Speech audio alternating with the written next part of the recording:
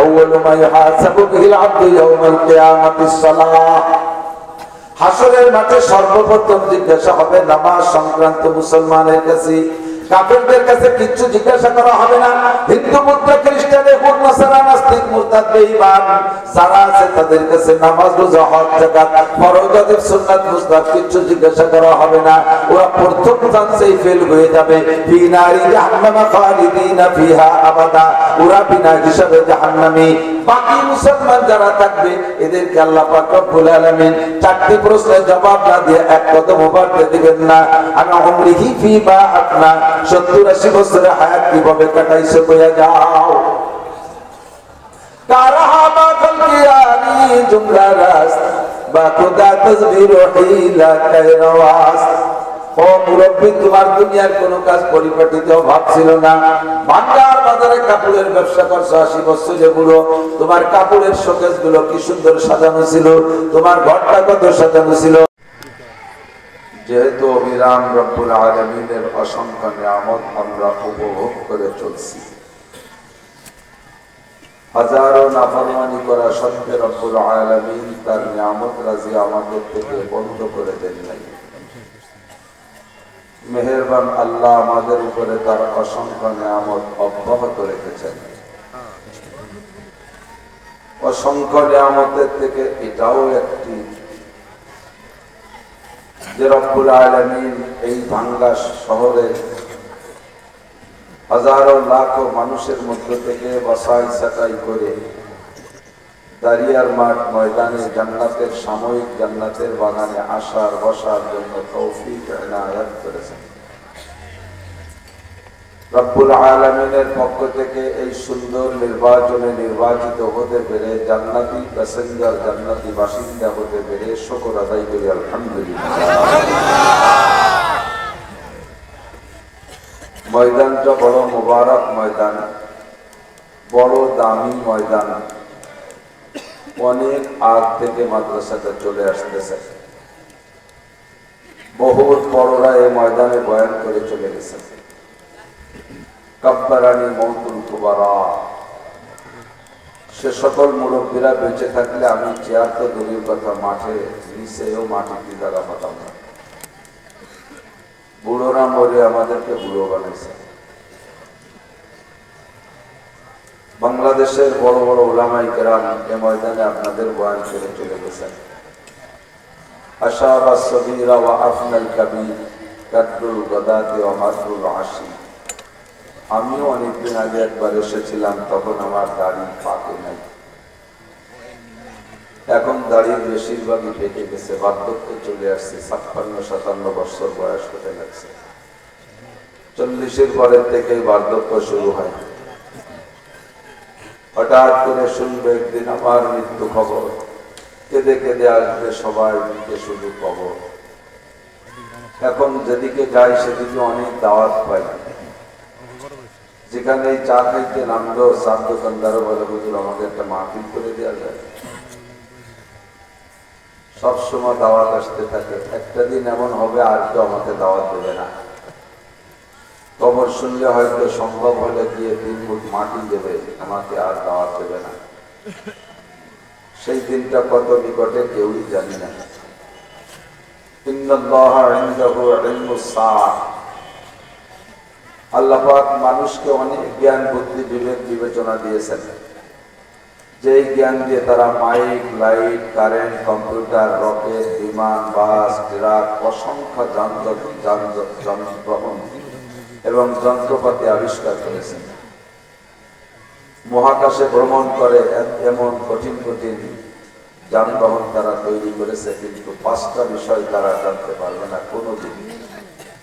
একটা হলো ইন্নাল্লাহা ইনদাহু ইলমুস সাআহ। কিয়ামত কবে হবে, দুনিয়া ধ্বংস কবে হবে, এর ডেট তারিখ ইসরাফিল আলাইহিস সালামকে আল্লাহ জানায় দেয়নি। 2 নম্বরে ওয়া ইউনাজ্জিলুল গায়স, কোন মেঘে কবে কোন তারিখে বৃষ্টি হবে সুনির্দিষ্ট সময় কেউ বলতে পারবে না। 3 নম্বরে কোন নারীর পেটে সন্তান আছে। ইন্নাল্লাহা ইনদাহু ইলমুস সাআহ ওয়া ইউনাজ্জিলুল গায়স ওয়া ইয়ালামু মা ফিল আরহাম। কোন নারীর পেটে কয়টা সন্তান আছে, কন্যা না পুত্র, এই একমাত্র আল্লাহ ছাড়া কেউ বলতে পারবে না। ওমা তাদরি নাফসুম মাযা তাকসিবু গাদা, একটু পরে আগামীকাল বা একটু পরে কে কি ইনকাম করবো এটা আল্লাহ পাক ছাড়া কেউ জানে না। ওমা তাদরি নাফসুম বিআইয়ি আরদিন তামুত, আর কার কোথায় মরণ আছে এটাও কেউ জানে না। যার যেখানে মরণ আছে তাকে সেখানে যেতেই হবে। বুজুর্গানে দিন বলেন, বচিদা দমিরা কশব জোরে জোরে একে আবদানা দেগার খাকে গোর। দুইটা জিনিস মানুষকে তার গন্তব্যে নিয়েই ছাড়ে, একটা হলো রুজি আর রুটি, আর একটা হলো কবরের মাটি। যেখানে যার রুজি আছে তাকে সেখানে যেতেই হবে, যেখানে যার মরণ আছে তাকে সেখানে যেতেই। মরণের হাত থেকে কেউ বাঁচতে পারে নাই, পারবেও না। কাজে হায়াত নিয়ে আমাদের কোনো বড়াই নাই, হায়াতের কোনো গ্যারান্টি নাই, মরণের গ্যারান্টি শতভাগ। সকলের কাছে দোয়া চাই, সকলের জন্য দোয়া করি যে আল্লাহ পাক রব্বুল আলামিন কতদিন যেন আমাকে হায়াত দান করেন, যতদিন আমার দ্বারা তার দ্বীনের উপকার হবে এবং তার মখলুকের সেবা খেদমত হবে। এমন হায়াত চাই না যে হায়াতে আমার দ্বারা দুনিয়ায় দিন ও দুনিয়ার কোনো উপকার না হয়, এরকম বেকার হায়াত চাই না। তবে সুস্থতার সাথে, ইজ্জতের সাথে, প্রশস্ত হালাল রিজিকের সাথে দিনের সেবা খেদমত করতে পারি এমন হায়াত কামনা করি, যেন এভাবে আল্লাহ তাআলা আমাদের সুস্থতার সাথে, ইজ্জতের সাথে, প্রশস্ত হালাল রিজিকের সাথে লম্বা হায়াতে তওবা দান করেন। সবাই বলি আমিন। আমরা ইবাদত বন্দেগী করি, এখানে যতক্ষণ বসে আছেন নীরবে চুপ করে বসে থাকলেও যতগুলি কথা, বিশেষ করে মাসআলা সংক্রান্ত যে জরুরি কথাগুলো উলামায়ে কেরাম বলে থাকে, পরবর্তীতে আমল করব এমন নেক নিয়েতে বসে আছেন আর মাসালাগুলো শুনতে আছেন। প্রত্যেক এক একটা মাসালার বিনিময়ে বিশ্বনবী মুহাম্মদুর রাসূলুল্লাহ সাল্লাল্লাহু আলাইহি ওয়াসাল্লাম যেটা বলেছেন, খায়রুম মিন ইবাদাতি সিত্তিনা সানা, বেরিয়া লাগাতার বিরামহীন কাজা ছাড়া ধারাবাহিক একটানা 60 বছর নফল ইবাদত করলে যে নাকি তার চেয়েও বেশি নেকি। কথাটা শুনে খুব আশ্চর্য লাগলো, বিদায় খুশিতে সুবহানাল্লাহ বলছেন, এটাও বৃথা যাবে না। এর বিনিময়ে জান্নাতের মধ্যে একটা বিশাল ফলদার গাছ লাগানো হয়ে গেছে, আর একটা লাগানো হয়ে গেছে, হতেই আছে। সুবহানাল্লাহ। কাজে এই জায়গাটা বসে থাকাও নেকি, এখানে বসে থাকাও খায়রুম মিন ইবাদাতি সিত্তিনা সানা। খয়ের ইসমে তাফজিলের সিগা উলামায়ে কিরাম বোঝে। অর্থ হলো, মাদ্রাসার ছাত্ররা তাকে সরবলারা মনে রাখবে, আরবিতে অনেক শব্দ আছে, প্রত্যেকটা শব্দের সংজ্ঞা আছে, পরিচয় আছে। ইসমে ফাইল কাকে বলে, ইসমে তাফজিল কাকে বলে, সিফাতে মুশাব্বা কাকে বলে, ইসমে মুবালাগা কাকে বলে, এর প্রত্যেকটার পরিচয় আছে। তো ইসমে তাফজিল বলা হয় ওই সিগায় সিফাতকে যার ভিতরে মানায় মাজদারি সর্বোচ্চ পাওয়া যায়, অর্থাৎ মূল অর্থ। শব্দের একটা মূল অর্থ থাকে, এই মূল অর্থটা যেই শব্দের ভিতরে সর্বোচ্চ পাওয়া যায় তাকে ইসমে তাফজিল বলে। কি মানে? খায়রুম মিন ইবাদাতি সিত্তিনা সানা। লক্ষ্য করতেছেন আপনারা? একটা মাসালা শুনলে এবং শিখলে, আমল করলে পরে নেকি, যেটা হবে আমলের নেকি আলাদা। শুধু আমলের নিয়তে মাসালাটা শুনলে শিখলে আপনাকে আল্লাহ তাআলা 60 বছর নফল ইবাদতের চাইতে বেশি নেকি দান করবেন। সাহাবায়ে কেরাম বললেন, মিনাইয়া আমালিন ইয়া রাসূলুল্লাহ, 60 বছর তো নফল ইবাদত কত প্রকার আছে, কোন নফল ইবাদত? তো হুজুর বললেন, সিয়ামুহা ওয়া কিয়ামুহা। একটানা 60 বছর নফল নামাজ ও নফল রোজা রাখলে যে নাকি তার চেয়ে একটা মাসালা শুনলে শিখলে বেশি নেকি। বোঝেন নেকি, নেকির মর্যাদা। কদরে গওহর শাহবেদানত ইয়া বেদানত শাহরি, কদরে গওহর শাহবেদানত ইয়া বেদানত জওহরি, কদরে বুলবুল বেদানত ইয়া বেদানত শাহরি। নেকির মর্যাদা যে বোঝে সে নেকির জন্য পাগল হয়ে ছোটে, যে যার মর্যাদা বোঝে সে তাকে খোঁজে, যে বোঝে সে। সাহাবায়ে কিরাম নেকির মর্যাদা বুঝতেন, পাগলের মতো নবী পাকের সাথে ছুঁইটা মক্কার আরাম আয়েশের বাড়ি পেলে মদিনায় শরণার্থী হয়ে যে উঠছেন। সাহাবায়ে কিরাম নেকির মর্যাদা বুঝতেন, সুখের শান্তির পছন্দের স্ত্রীকে ঘরে ফেলে রেখে ময়দানে যে গলা কাটায় যে শাহাদত বরণ করে নেকি কামাই করছেন। বড়রা নেকির মর্যাদা বুঝতেন, সারা রাত আরামের বিছানাকে ফেলে রেখে শীতের রাত্রে ওযু করে ঠান্ডা রাত্রে দাঁড়িয়ে দাঁড়িয়ে তাহাজ্জুদ করছেন নেকির লোভে। যে যার মজা বোঝে সে তাকে। যুবকরা মোবাইলের মজা বোঝে, রাতভর চারজন বলে বসে বসে টিপাটিপি দেখতে থাকে। সুবহানাল্লাহ।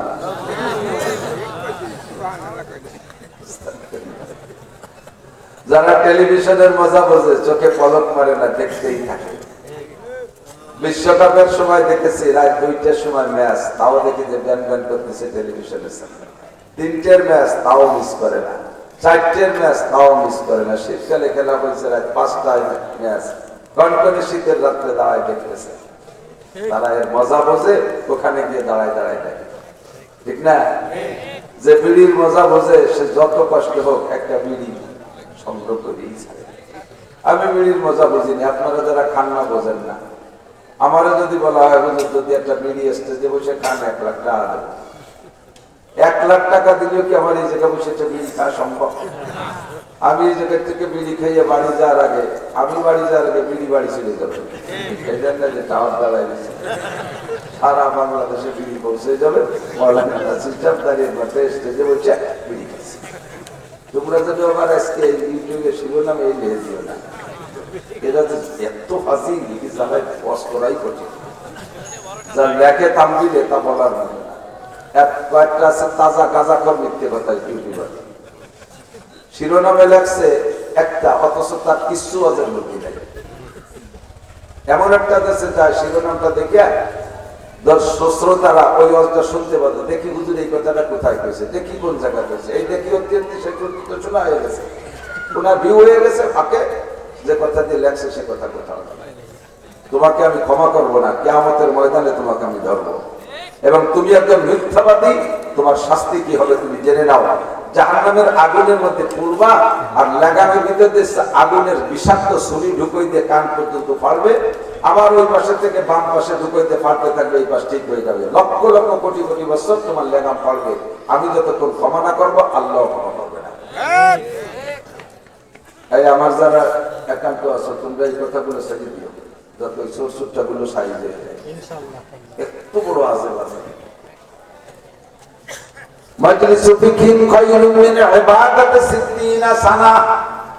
লাগাতার 60 বছর নফল নামাজ আর নফল রোজা কয়জনে রাখতে পারি? আছেন নাকি এর মধ্যে? 60 বছর বিরামি, এবং কয়ের মানে ভালো বেশি। এ বেশি আরবিতে কিছু কিছু সংখ্যা আছে, বাংলায়ও আছে, যে সংখ্যাগুলো নির্ধারিত সংখ্যা বোঝানোর জন্য বলে না, এ তো অধিক বোঝানোর জন্য, যাকে বলে আরবিতে বলা হয় আদদে কাসির, অধিক সংখ্যা বোঝানোর জন্য। মূলত যে সংখ্যা বলছে ওইটা না। যেমন লাইলাতুল কদর খায়রুম মিন আলফি শাহর, সবে কদরে 1 রাত ইবাদত করলে 1000 মাসের চাইতে বেশি নাকি? 1000 মাসের চাইতে, এখানে 1000 মানে 1000 না, হাজার হাজার মাস ইবাদতের চাইতে বেশি। বলি সুবহানাল্লাহ।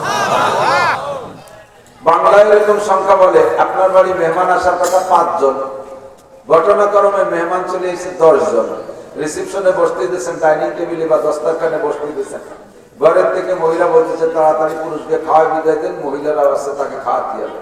আপনি একবার ঘরে যান, একবার ওই জায়গায় আসেন, একবার ঘরে যান, একবার ওই জায়গায়, জগ গিলাস থাল বেলে কিচ্ছু আনেন না। মহিলার কাছে তাড়াতাড়ি খাওয়া দেন, আমাকে ঝামেলা আছে।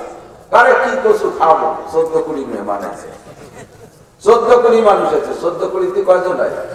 280 জন না, যে জায়গাকে 14-20 কওয়ার উদ্দেশ্য নেই, তার মানে সীমা লঙ্ঘন করছে, বেশি হয়েছে, পরিমাণের চাইতে বেশি হয়েছে, কি বলে আদতে কাছে। আল্লাহ পাক রব্বুল আলামিন এবং নবী আলাইহিস সালাম এরকম শব্দ সংখ্যার দিক দিয়ে ব্যবহার করেন।